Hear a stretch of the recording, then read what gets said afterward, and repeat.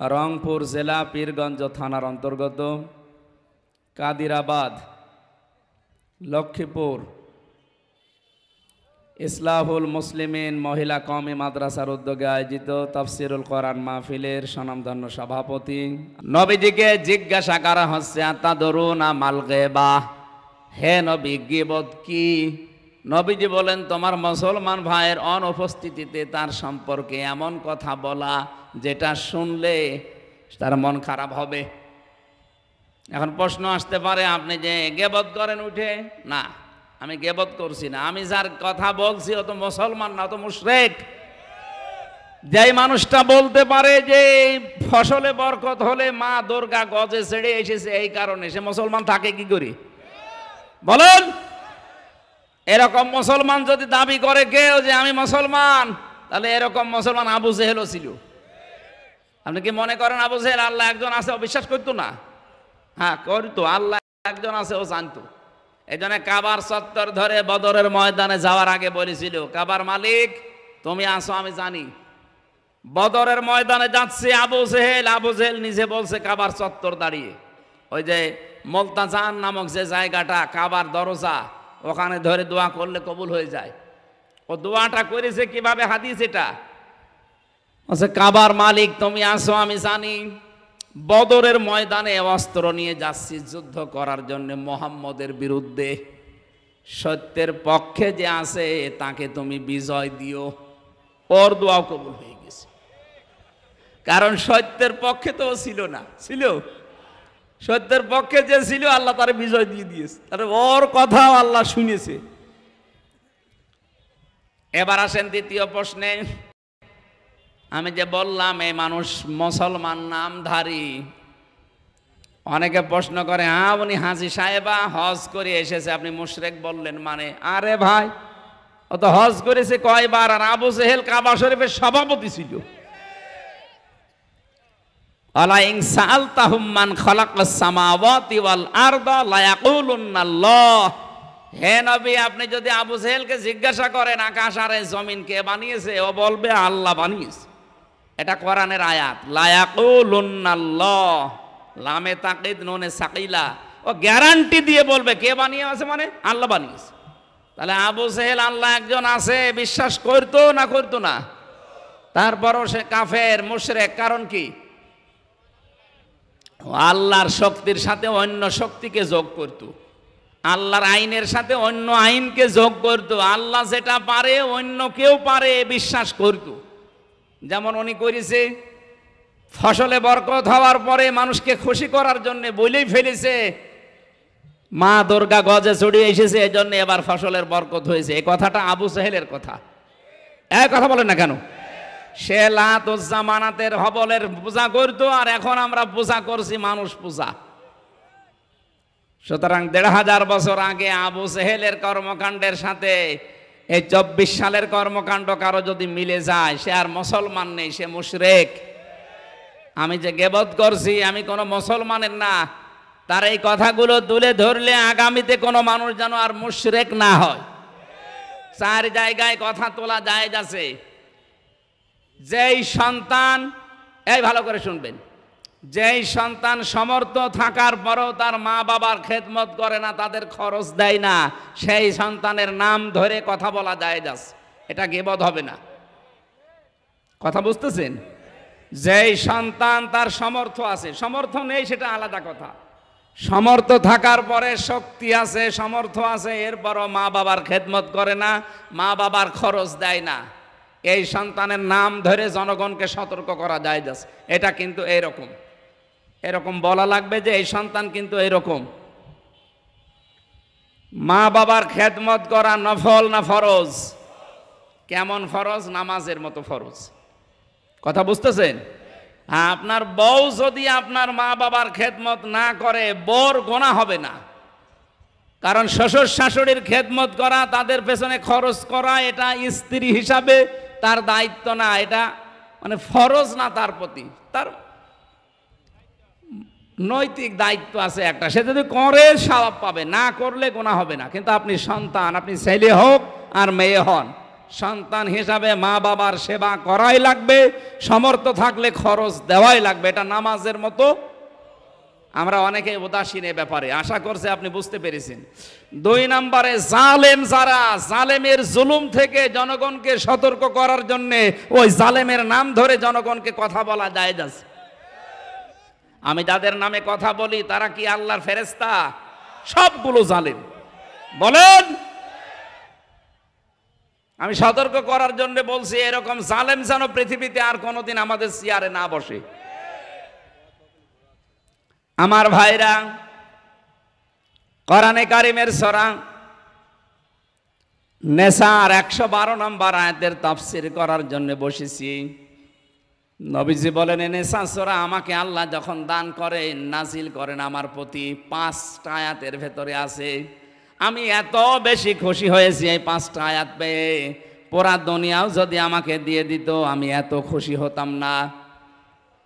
এর 1 নম্বরে সূরা নেসার 40 নম্বর আয়াতটা, ইন্নাল্লাহা লা ইয়াযলিমু মিসকালা যাররা ওয়া ইয়াতাকু হাসানাতান ইউদাইফহা ওয়া ইউতি মিন লাদুনহু আজরান আযীমা। অবশ্যই আল্লাহ এই পৃথিবীতে কারো উপরে যাররা পরিমাণও জুলুম করেন না।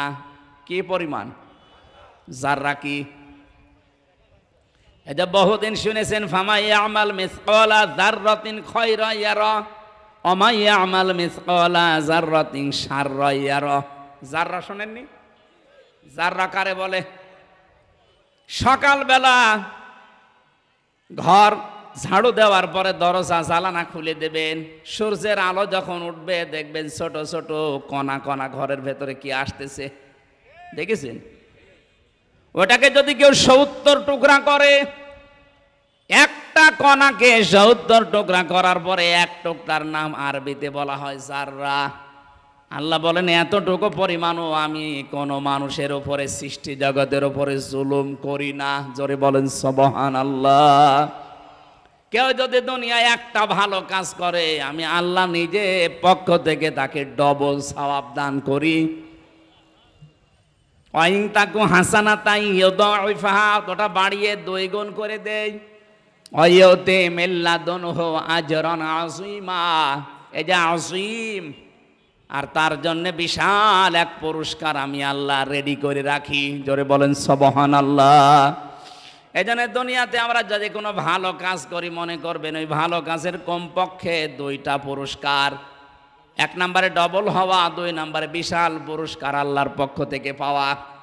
সূরা আনামের ভেতরে একটা আয়াত পেয়েছি, মা'জাবিল হাসানাতি ফালাহু আশরু আমসালিহা।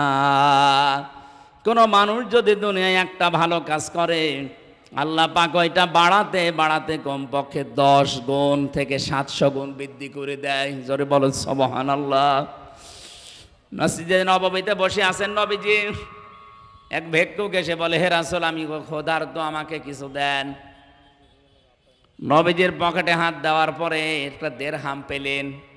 হযরতে ওমরকে জিজ্ঞাসা করলেন, আমি কি এইটা দেব? হযরত ওমর বললেন, ঠিক আছে দিয়ে দেন। নবীজি দিয়ে দেওয়ার পরে লোকটা চলে গেল। বিশ্ব নবীকে হযরত ওমর বললেন, হে নবী, আমি যদি নিষেধ করতাম তারপরও আপনি দিতেন, আপনি আমার জিজ্ঞাসা করে দিলেন কেন? আল্লাহর নবী বলেন, ওমর, আমি তো দান করার পরে সওয়াব অলরেডি পেয়েই গেছি। তুমি যে আমাকে বলার পরে একটু সহযোগিতা করলে, এই জন্য আল্লাহ তোমাকেও সওয়াবে থেকে বঞ্চিত করেনি। এই জন্য আজকের এই ভালো কাজটা যারা সাজিয়েছেন, কোরআন প্রচার হবে, যারা সহযোগিতা করেছেন, যে যেইভাবেই হোক প্রত্যেকেই সওয়াবের অধিকারী হবে। জোরে বলেন সুবহানাল্লাহ। সূরা নিসার 40 নম্বর আয়াতটা পেয়ে নবীজি এত খুশি হয়েছিলেন, বিশ্ব নবী বলেন, তামাম দুনিয়া দিয়ে দিলেও আমি এত খুশি হতাম না। 2 নম্বরে পেয়েছি সূরা নিসার, এটা 31 নম্বর আয়াত, ইংতাজিতানিবু কাবাইরা মা তুনহাউনা আনহু নুকাফির আনকুম সাইয়্যাতিকুম ওয়ানুদখিলকুম মুদখালান কারীমা। হে পৃথিবীর মানুষেরা, যদি বড় বড় গুনাহ থেকে বেঁচে থাকতে পারো, আমি আল্লাহ পাক বলছি ছোটখাটো অপরাধ নিজের পক্ষ থেকে মাফ করে দেব। বড় গুনাহ আমি পেয়েছি ইমাম আস-সাহাবের লিখিত 99টা কবিরা গুনাহ, আরো আছে।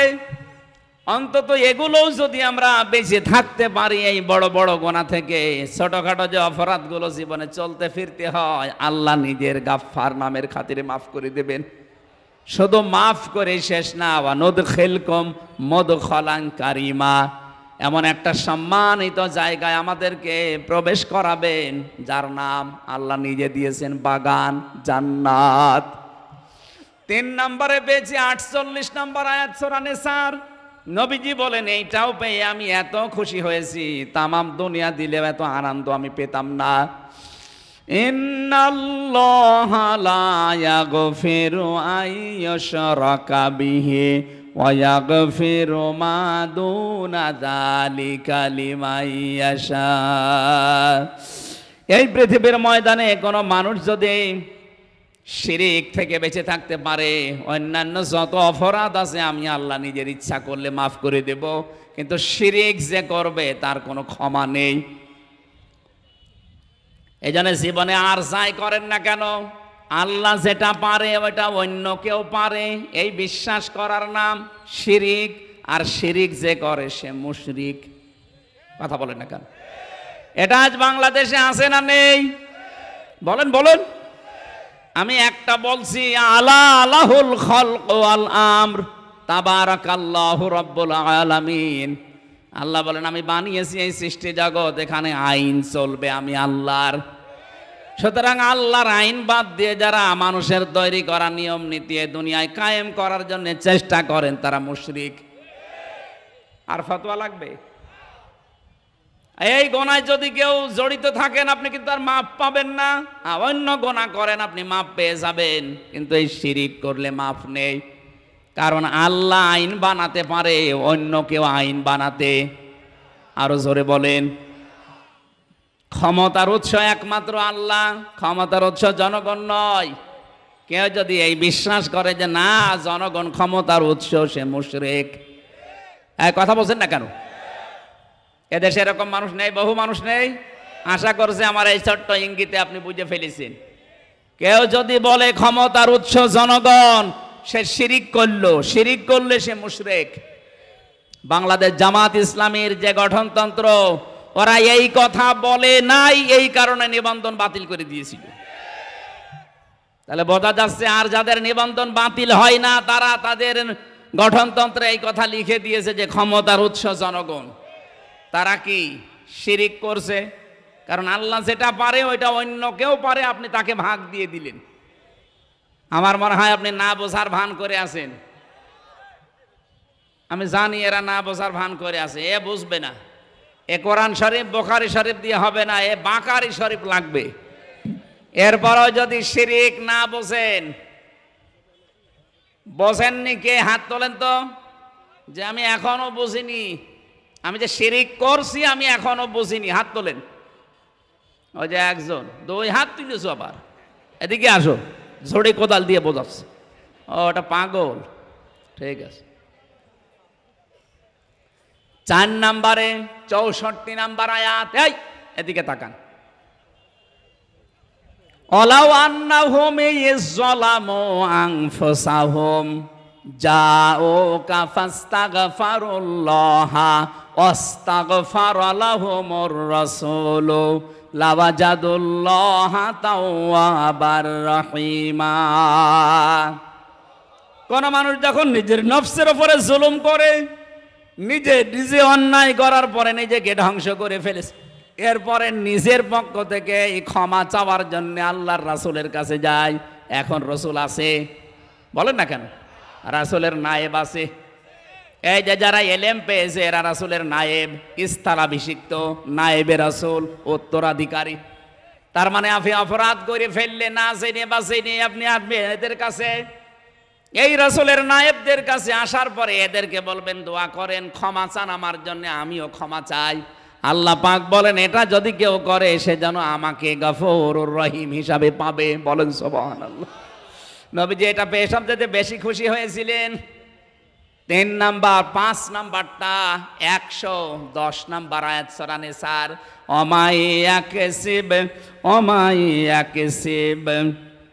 ওমাই ইয়ামাল সুআন আও ইয়াজলিম নাফসাহু সুম্মা ইয়াস্তাগফিরিল্লাহ ইয়াজিদিল্লাহ গফুরার রহিমা।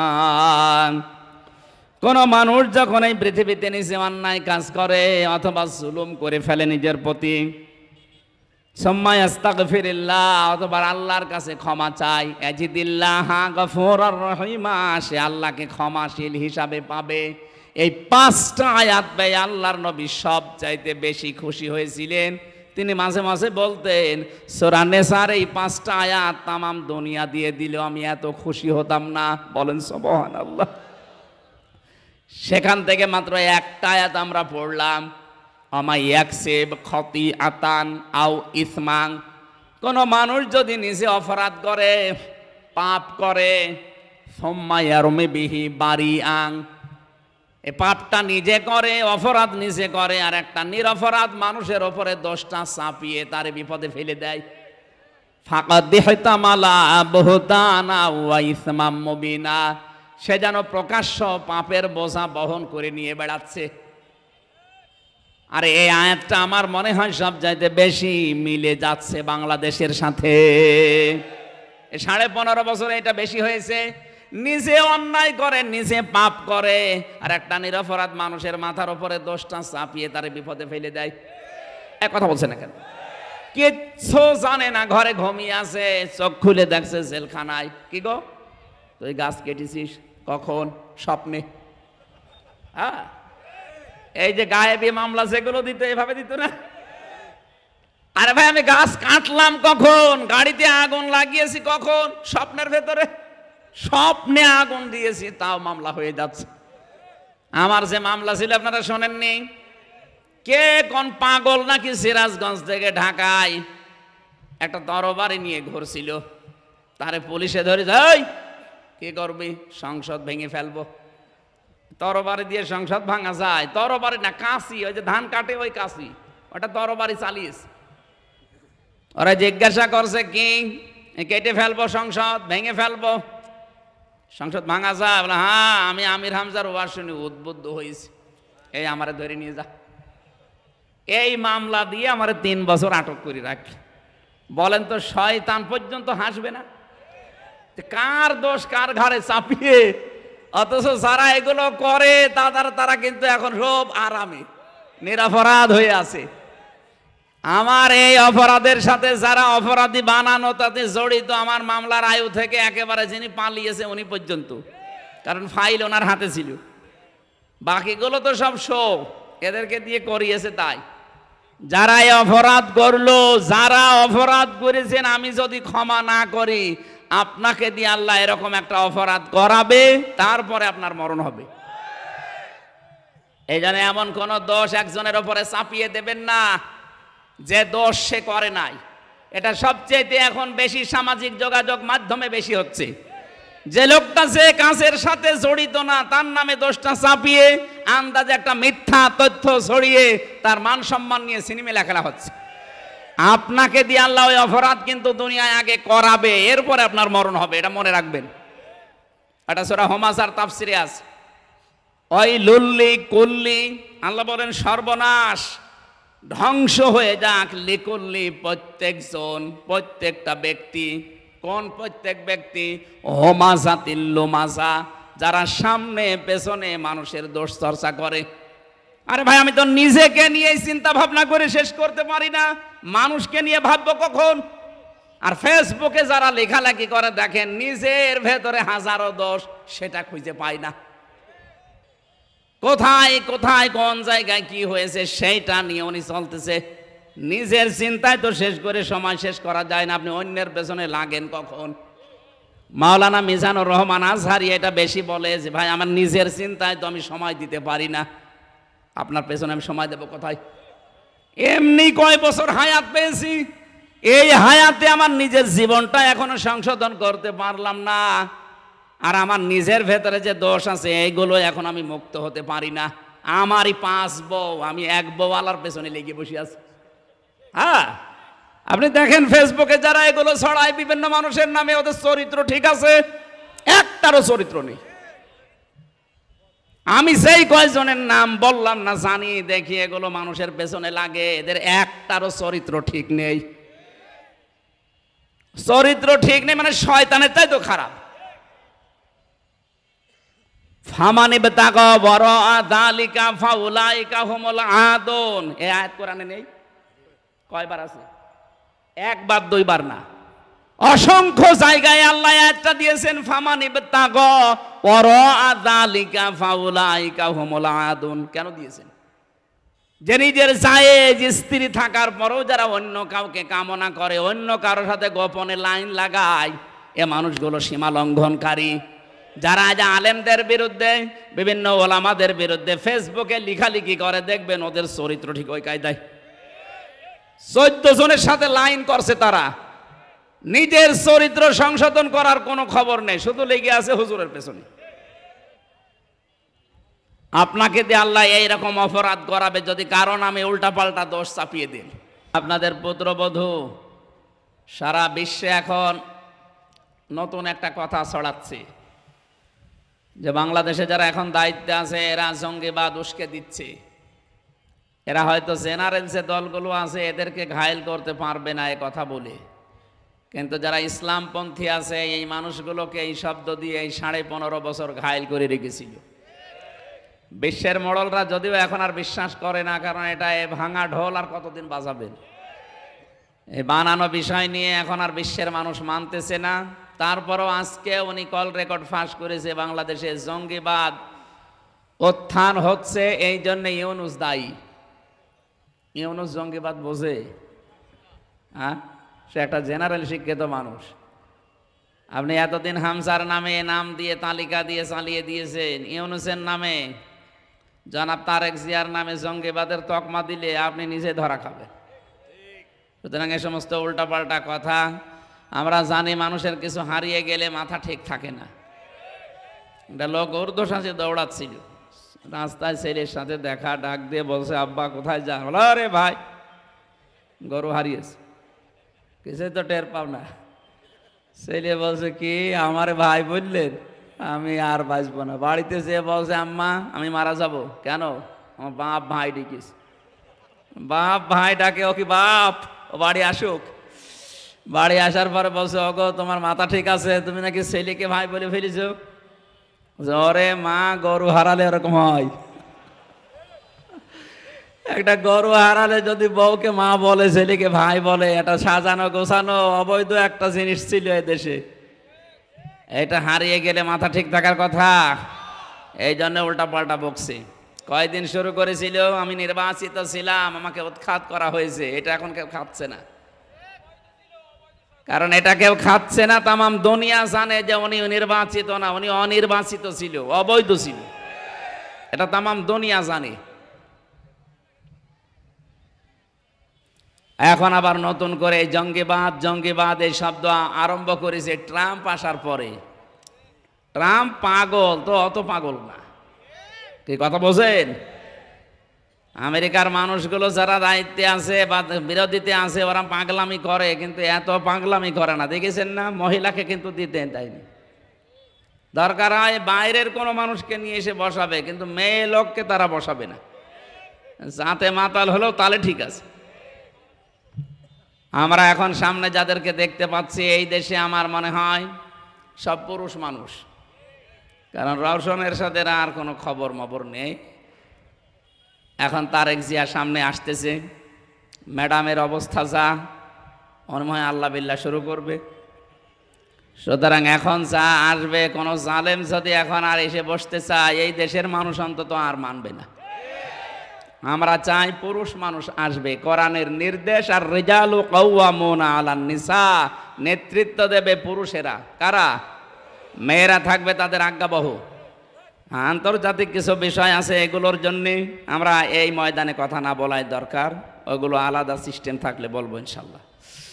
আমি রাসূলের কথা তুলেছিলাম এই কারণে, বিশ্বনবীর উম্মত হওয়ার জন্য যে যোগ্যতা আমাদের অর্জন করা দরকার, জীবিত থাকতে যদি অর্জন না করে যান, আপনার জন্য তামাম দুনিয়ার মানুষ দিয়ে দোয়া করালেও আর কাজ হবে না। আমা ইয়াকসিব ইসমাং ফাইন্নামা ইসমুহু আলা নাফসি,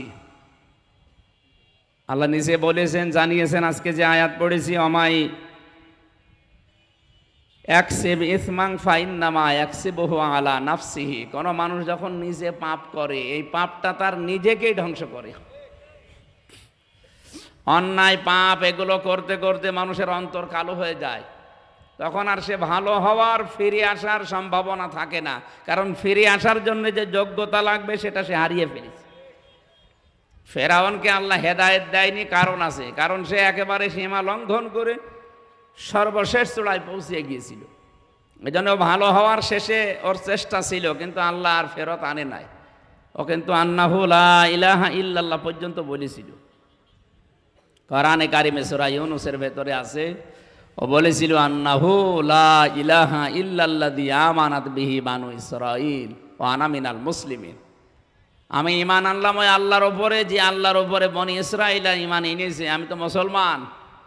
আল্লাহ ওই সময় জানিয়েছেন, আল আন, এখন, আকাদ আসাইতা ক্বাবলু ওয়া কুনতা মিনাল মুফসিদিন, এর আগে তুমি বড় বড় সন্ত্রাসী ছিলে। মুফসিদিন মানে ফ্যাসাদ সৃষ্টিকারী, বিশৃঙ্খলা তৈরিকারী, অশান্তি তৈরিকারী, মানুষকে শান্তিতে যারা থাকতে দিতে চায় না, এরকম মানুষকে মুফসিদিন বলা হয়।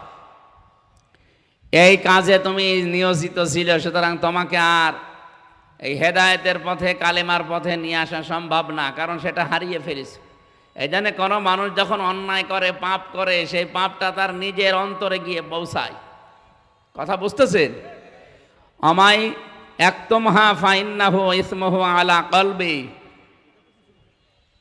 কোন মানুষ যখন সত্য সাক্ষ্য জানার পরে গোপন করে দেয়, তার অন্তরে আল্লাহ পাপের মরিচা দিয়ে ভর্তি করে দেয়। আর 15.5 বছরে বহু মানুষ মিথ্যা সাক্ষী দিয়ে নিজের জীবনকে পাপী বানিয়ে ফেলেছে। তারা এখন অনেকে ঘুরে আসার চেষ্টা করলেও পারবে না। আজকে ডক্টর অ্যাডভোকেট কামরুলের কথা শোনেননি আদালতে? ওরা রিমান্ড দিয়েছে 8 দিন, 10 দিন চেয়েছিল, 8 দিন দিয়েছে। ওই এজলাসে দাঁড়িয়ে হুঙ্কার দিচ্ছে, এই দিন দিন না, আরো দিন আছে। ওরে শয়তান, আবার কিসের দিন আছে? গণহত্যার সাথে যারা জড়িত, এরা যদি এখনো বুক ফুলিয়ে বলে এই দিন দিন না, আরো দিন আছে, চিন্তা করেন তো এর কপালে হেদায়েত বলে কিছু আছে? নেই। বহু অন্যায়ের সাথে মানুষগুলো জড়িত। গম কেলেঙ্কারের নাম শোনেননি? গম, এই যে জব গম বলে না, এই গম কেলেঙ্কারের সাথে খাদ্যমন্ত্রী থাকাকালীন ওনার নাম নেই?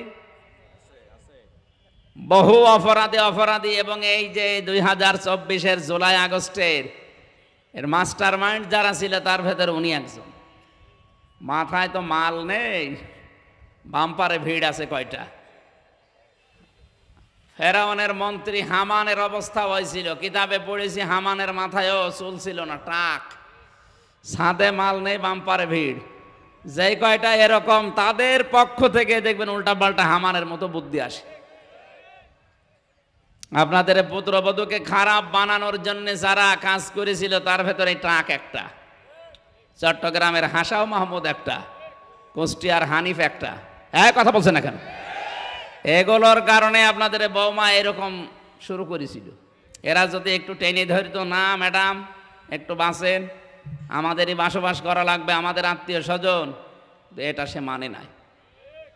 আমার কুষ্টিয়ার যিনি, যার নাম বললাম, হানিফ, আমার নিজের চাচা, উনি আওয়ামী লীগের চেয়ারম্যান।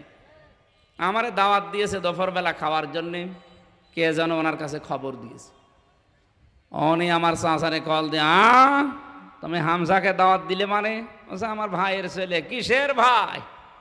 আপন ভাই হলেও তারে দাওয়াত দেওয়া যাবে না। বলেন তো কোন জায়গায় পৌঁছিয়েছিলেন আপনি? আপনি মানুষ। অথচ আজকে যে আয়াত পড়ছি সূরা নেসা থেকে, এ নেসার মূল অংশই হচ্ছে যারা রক্তের সম্পর্ক, আত্মীয়তার সম্পর্ক নষ্ট করে, যারা ছিন্ন করে এই মানুষগুলোর সাথে আল্লাহ নিজে সম্পর্ক কাট করে দেয়। যারা আলেম আছে তারা ভালো বুঝবে। বিশ্বনবী যেদিন নবুয়ত পাওয়ার পরে এসেছিলেন, বললেন আমাকে ঢেকে দাও, ভয় পেয়েছি। খাদিজাতুল কুবরা ওই দিন 5টা কথা বলেছিলেন। প্রথম বলেছিলেন, ইন্না কালা তাসিলুর রহিমা, হে স্বামী আপনি ভয় পাবেন না, আপনি তো মানুষের সাথে সম্পর্ক ঠিক রাখেন, বিশেষ করে রক্তের সম্পর্ক। যারা আত্মীয়তার সম্পর্ক, রক্তের সম্পর্ক ঠিক রাখে তাদের ভয় পাওয়ার কোনো কারণ নেই। তাদের ভেতর থেকে আল্লাহ সব ভয় দূর করে দেয়। আপনাদের পুত্রবধূ অবশ্যই অবশ্যই আপনাদের সম্পর্ক ঠিক রাখে নাই। আপনারা কেউ তার দেবর হন, কেউ শ্বশুর হন, এই কথা বলছে না কেন? সম্পর্ক ঠিক রাখে না, এই জন্যই তো ভয়ে পালিয়ে গেছে। জানে যে আমার তো কারোর সাথে সম্পর্ক নেই, এমনকি স্বামীর সাথেও না। তার স্বামী নিজে বলে গেছে না যে জীবনে সবচাইতে বড় ভুল করেছি, এই কাজটা করি। মানুষ স্বামীর প্রতি কি মায়া মহব্বত দেখায়, আর এই লোকটারে আমি জীবনে এসব দেখলাম না। কি নামে স্বামী ছিল না কামে স্বামী ছিল আল্লাহ জানে। আত্মীয়তার সম্পর্ক যারা ছিন্ন করেন তাদের সাথে যেহেতু আল্লাহ সম্পর্ক কাট করে দেয়, তাদের ভেতরে যত রকমের ভয় তখন ভর করে। জানে এত ভয় পেয়েছে দুপুরের খাবার খাওয়ারও সময় পায়নি, তাড়াতাড়ি আমারে তুলে দাও। সম্মানিত ভাইরা, আমি যে কথা বোঝানোর জন্য এ পর্যন্ত নিয়ে আসলাম, সূরা নিসার আলোচ্য বিষয় এইটা, সম্পর্ক ছেদ করা যাবে না কারো সাথে। একে নষ্ট করার জন্য যারা চেষ্টা চালিয়েছিলেন তারা সফল হয়েছেন, ধ্বংস হয়ে গেছেন। সুতরাং আমরা কোরআনে কারিমের যে তাফসীর মাহফিলে আসলাম, আমরা এরকম মন উদার করব যেন সবাই আমার কাছে এসে জায়গা পায়। আমাদের মন ওরকম ন্যারো মাইন্ডের না, আমরা ব্রড মাইন্ডের। কথা বলেন না কেন? মাওলানা হোসাইন বলছিলেন না 14 দল, হ্যাঁ ওই 14 দল বাদ দিয়ে যা আমরা আছি এই দেশে সব এক দল। কারণ সবাই আমরা মাজলুম, কম বেশি সবাই মাজলুম এ দেশে। কারণ ওই 14 দল জান্নাতে ছিল, কারণ ওরা সব ছিল গৃহপালিত, বাড়িতে পোষ মানানো।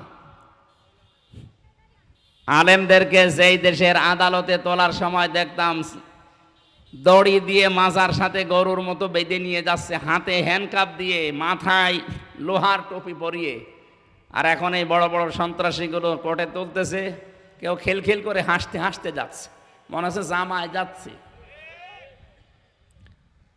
এগুলো পিটিয়ে হাড়গোড় ভেঙে ফেলা দরকার না, এরা এখনো হাসতেছে।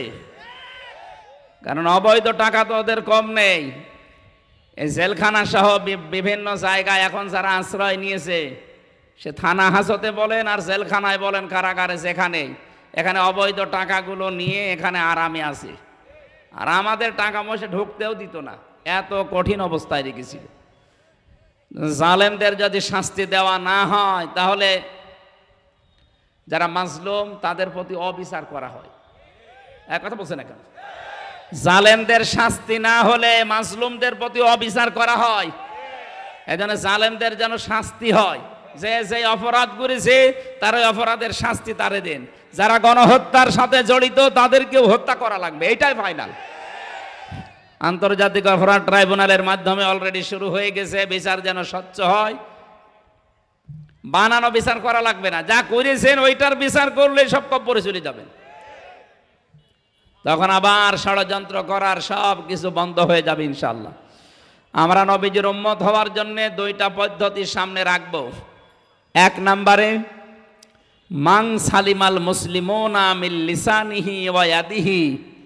মুসলমান তো ওই লোকটাকে বলা হয় নবীর উম্মত দাবি করতে পারে যার হাতের দ্বারা মুখের দ্বারা অন্য মুসলমানেরা শান্তি পায়। এখানে কি মান সালিমাল কাফিরুনা আছে? না, মান সালিমাল মুসলিমুনা, যেই মুসলমানের হাতের দ্বারা মুখের দ্বারা মুসলমান শান্তি পায়। সুতরাং যারা কাফের, যারা মুশরিক, তারা মুসলমানের হাত থেকে 100% শান্তি পাবেন না, সেইটাই ফাইনাল। হ্যাঁ, শান্তি পেতে হলে জিজিয়া দেওয়া লাগবে। আমার কথার অর্থ বোঝেননি? আমি ওইদিকে নাই গেলাম, হাত মানে শুধু এই হাত না, এটা ক্ষমতার হাত, আইনের হাত, প্রভাব প্রতিপত্তির হাত হতে পারে। এ সমস্ত হাত দিয়ে যেন কোনো মুসলমানের ক্ষতি না হয়। মুখ দিয়ে, মুখের এই কথা দিয়ে, মুখ মানে শুধু এই মুখ না, আরো বিভিন্ন রকমের মুখ আছে। মেয়ে যদি কারো বেরিয়ে যায়, বাবা মানুষকে কি বলে যে আমার মুখ দেখানোর আর কায়দা নেই। এ মুখ কি এই মুখ? বলেন কিসের মুখ? সম্মানের মুখ। বলেন বলেন। কেউ যদি কিছু অঘটন করে ফেলে, তার বাবা বলে আমার নাক কাটা গেল। নাক মানে এই নাক, কিসের নাক? সম্মানের নাক। সুতরাং মুখ মানে শুধু এই মুখ না, সম্মানের মুখ আছে বিভিন্ন রকমের। থানায় ওসি একজনকে ধরে পিটাচ্ছে, সেকেন্ড অফিসার। ওসি সাহেব যদি যে বলে ওই কি করিস, ওসি সাহেবের যে মুখের কথা, এই কথায় ওর উপরে অত্যাচার বন্ধ হয়ে যাওয়ার কথা। তাহলে এই জায়গায় ওসি সাহেবের হাত মানে এই হাত না, ওখানে হাত মানে ওনার মুখের যে সম্মান, কথাবার্তারা বের করেন, ওনার যে পাওয়ার আছে, চেয়ার আছে, ওইটা। সুতরাং আমার চেয়ার বলেন, আমার এই হাত বলেন, ক্ষমতার হাত বলেন, আইনের হাত বলেন, প্রভাব প্রতিপত্তির হাত বলেন, বংশের হাত বলেন, এলাকার একটা দাপট বলেন, সব কিছু দিয়ে যেন মুসলমানের ক্ষতি না হয়। মানে আমার হাতের দ্বারা, মুখের দ্বারা যদি মানুষ শান্তি পায়, তাহলে আমি নবীর উম্মত হিসাবে পরিগণিত হতে পারবো ইনশাআল্লাহ।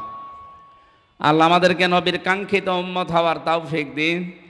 তেলাওয়াত করেছি সূরা নিসা থেকে 112 নম্বর আয়াত, একটা মাত্র আয়াত পড়েছি। আজকের আলোচনার বিষয় হচ্ছে তহমত। কি বললাম? এটা গীবতের চাইতেও খারাপ। গীবত করলে মায়ের সাথে জেনা করার গুনাহ হয়।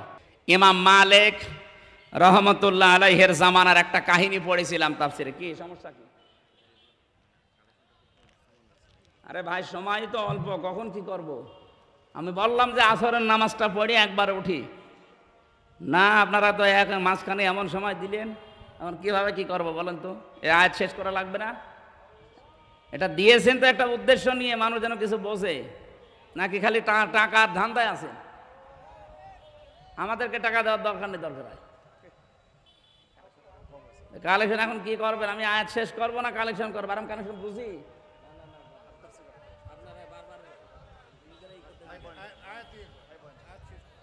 এমনিতে এখন আর 15 মিনিট পরে মনে করলাম নামাজ পড়বো, আমি আয়াতটা শেষ করবো না।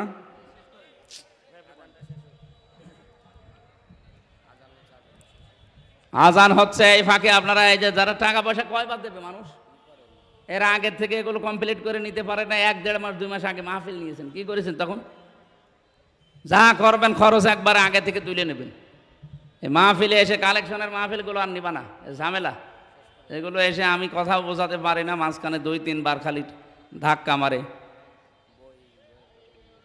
এই আমার 2-3 দিন আগে একটা বই পাবলিশড হয়েছে, আমি জেলখানায় যেগুলো লিখেছিলাম 2-3 দিন আগে আর একটা বেরিয়েছে, এই গাড়ি থেকে নিয়ে যাবেন। সৃষ্টি সম্পর্কে লিখেছি। এই এলাকায় মাওলানা অধ্যাপক নুরুল আমিন ভাইয়ের বাড়ি না? কত দূর এখান থেকে? 10-12 কিলো। বাংলাদেশে আলেমদের একটা সংগঠন আছে মাজলিসুল মুফাসসিরিন, উনি কেন্দ্রীয় কমিটির সেক্রেটারি। সারা বাংলাদেশে যত আলেম আছে তাদের উনি মাথার মুকুট। এখন সভাপতির বাড়ি গোপালগঞ্জে, অধ্যক্ষ মাওলানা আব্দুল হামিদ, আমার নানা যান, আর উনি হচ্ছে সেক্রেটারি। সারা বাংলাদেশের প্রতিনিধিত্ব করছে আপনাদের এই আলেম অধ্যাপক মাওলানা নুরুল আমিন। আল্লাহ যেন তাকে তার যে মাকাম ওই জায়গায় যেন পৌঁছিয়ে দেন। এখানে একটা উদ্দেশ্য আছে তার সামনে, আপনারা মানুষ দেখে অবশ্যই উনি যদি কিছু চাই, ওনার হাতকে খালি হাতে ফেরত দেবেন? আশা করছে জায়গা মতো জায়গার জিনিস দিয়ে দেবে। সব দিক থেকে যে যোগ্যতা আছে, বাংলাদেশে ইসলামপন্থী মানুষগুলো গেলে যে দুর্নীতি মুক্ত করতে পারে তার প্রমাণ মাওলানা নিজামী, আলী হাসান মুজাহিদ। একটা টাকা দুর্নীতি খোঁজ পাননি আপনি, 4 আনাও পাননি। সুতরাং এই ধাঁচের মানুষগুলো যদি সামনে যেতে পারি, আশা করা যায় তাদের দ্বারা দুর্নীতি হবে না। আর এই যে অ্যাডভোকেট কামরুল ইসলাম টাক, ভূমিমন্ত্রী সাইফুজ্জামান, এক একজনের বাড়ি হচ্ছে 620টা। এখলাস নিয়ে যারা কাজ করছে তাদের ভেতর অন্যতম অধ্যাপক মাওলানা নুরুল আমিন ভাই। ওনার এখলাস আমি জানি, দেখেছি। আল্লাহ রাব্বুল আলামিন ওনার যে দক্ষতা আছে, আলেমদের নেতৃত্ব দিচ্ছে, খালি এই পীরগঞ্জে না, সারা বাংলাদেশের 64 জেলার তিনি সেক্রেটারি। আল্লাহু আকবার। আল্লাহ তাকে তার জায়গা মতো পৌঁছিয়ে দেন, আমিন। আমার ওয়াজের আসলে মনটাই নষ্ট হয়ে গেল, আপনি এটা পরে দিতে পারলেন না। এমন সময় দিলেন আমি কেবল ধাঁচে তুললাম, আরে একটা কায়দা করে চলা লাগে না, আরো 15 মিনিট পরে দিতে পারতেন। এখন তো মোডই নষ্ট হয়ে গেছে, এখন আর ওয়াজ হবে না, জান। হয় নাকি এইভাবে? খালি টাকা দেন টাকা দেন, বলার না যায় মাঠে টাকা দেওয়ার দরকার নেই। বয়ান, আবার বয়ান তো আশা লাগবে। আমি একটা ধাঁচে তুলে ফেলেছিলাম। হ্যাঁ, এই গাড়ি থেকে যাওয়ার সময় কিন্তু নিয়ে যাবেন, কাজে লাগবে। অনেক তথ্য দেওয়া আছে, জেলখানায় তো তথ্য পাওয়া যায় না, আমি টুকি টুকি রেখেছিলাম। বাইরে এসে বহু তথ্য দিয়ে ওটা লিখেছি, যাওয়ার সময় নিয়ে যাবেন, ওইটা আপনাদের কাজে লাগবে। সৃষ্টি জগৎ নিয়ে লিখা, ওটা খরচ যা হয়েছে তাই তো দেবেন নাকি? আল্লাহুম্মা আমিন। না না, টাকা না দিলে কিসের আমিন? যারা অন্তত টাকা পয়সা এনেছিলেন, ভাই এটা গরিব এলাকা তো, রংপুর বিভাগের মানুষ এমনি গরিব, এদের টাকা নেই। টাকা সব চট্টগ্রামে আর সিলেটে, ওরা একজন মিলে 4-5 লাখ টাকা খরচ করে অনুষ্ঠান দেয়, আর এর মনে হয় 2-5 হাজার লোক মিলেও হয় না। এই জন্যে বারবার বিরক্ত করছে, আমিও জানছি। আমার তাফসির করার জন্য রাতের বেলায় নিয়ে আসবেন, দিনের বেলায় হয় না এভাবে। রাতের বেলায় মাহফিল কোথায়? পীরগঞ্জে। হ্যাঁ, পীরগাছা। কত দূর এখান থেকে? ও, পীরগঞ্জ আর পীরগাছা আলাদা না? পীরগাছা আছে ওখানে, রাত 9টা থেকে আমি শুরু করব। যদি আশপাশে হয়তো যাবেন, আর তাছাড়া কি বলবো, আমি শেষ করে দিলাম ভাই, না মোড নষ্ট হয়ে গেছে। আপনারা টাকা পয়সা যারা নিয়ে এসেছিলেন কমিটিকে একটু দিয়ে যান, নয়তো ওরা সাহস হারিয়ে ফেলবে, আগামীতে দেখা যাচ্ছে আর দিলই না। আল্লাহুম্মা আমিন। এখানেই নামাজ পড়ে যাবেন, লা ইলাহা ইল্লা আনতা সুবহানাকা ইন্নী কুনতু মিনাজ জালিমিন। আল্লাহ তাআলা যে ধাঁচে শুরু করেছিলাম, চাতক পাখির মতো তোমার বান্দা বান্দিগুলো কোরআনের কথা শুনছিল, আমি আয়াতটা শেষও করতে পারি নাই, যতটুকু বলেছি। আল্লাহ আমলের সুযোগ দাও, আমাদের দ্বারা যেন মানুষের পেছনে লাগায় এই গোনা বন্ধ হয়। আমি নিজেকে নিয়েই সংশোধন করতে পারি না, অন্যের পেছনে লাগতে যাব কোন কারণে? আল্লাহ এই বোঝ তুমি আমাদের নারী পুরুষ সবাইকে দিয়ে দাও। মাহফিলের আয়োজন করতে গিয়ে যারা শ্রম দিল, এদেরকে কবুল করো। প্রধান অতিথি জনাব সাইফুল ইসলামকে মঞ্জুর করো। বড় ভাই অধ্যাপক মাওলানা নুরুল আমিন দোয়া চেয়েছি, আল্লাহ তুমি তাকে সফলতার স্বর্ণ শিখরে পৌঁছিয়ে দাও। মাহফিলে আমার আগে যারা কথা বললেন, এই আলেমদের কথাগুলো আমলের সুযোগ দাও। আমিন আমিন। বারাকাল্লাহু লানা ওয়া লাকুম ফিল কোরআনিল আযীম। যত মানুষ এলাকায় ঘুমিয়ে আছে কবরে, আল্লাহ কোরআনের ইজ্জতে মাফ করে দাও। এখানে অনেক খরচ হয়েছে, আইলাইরা ঋণী হয়ে পড়েছে, তুমি ঋণ মুক্ত হওয়ার সুযোগ করে দাও। আমার কণ্ঠটা কথা বললেই যেন ব্যথা করে। 3টা বছর জালেমের এই জেলখানায় অসুস্থ হয়ে পড়েছি। আল্লাহ তাআলা আমার বুকে পর্যন্ত এখন কথা বললেই ব্যথা হয়। আমি কোরআনের আয়াত 100 ভাগ বিশ্বাস করে দোয়া করছি, ওয়াইদা মারিদতু ফাহুয়া ইয়াশফিন। নবী ইব্রাহিম বলেছিলেন, আল্লাহ আমি অসুস্থ হলে তুমি শেফা দাও। ইব্রাহিমের সন্তান হিসাবে হাজারো মানুষ নিয়ে বলছি, আল্লাহ আমি অসুস্থ, তুমি আমাকে শেফায়ে কামেলা আজেলা দাও। বারাকাল্লাহু লানা ওয়া লাকুম ফিল কোরআনিল আযীম। আলহামদুলিল্লাহি রাব্বিল আলামিন।